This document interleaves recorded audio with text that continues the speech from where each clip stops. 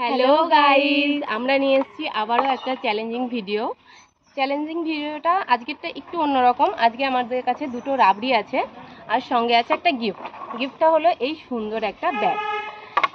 এই দুটো রাবড়ির মধ্যে চ্যালেঞ্জ হবে আমার আর বোনের মধ্যে, যে আগে ফিনিশ করতে পারবে ব্যাগটা তার।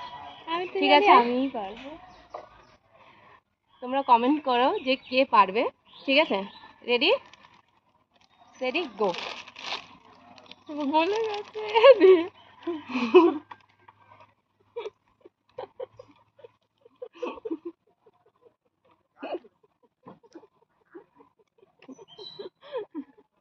ভীষণ ঠান্ডা এই গরমেও।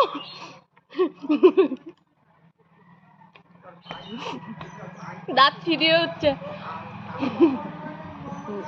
আমি মনে হয় পারবো না।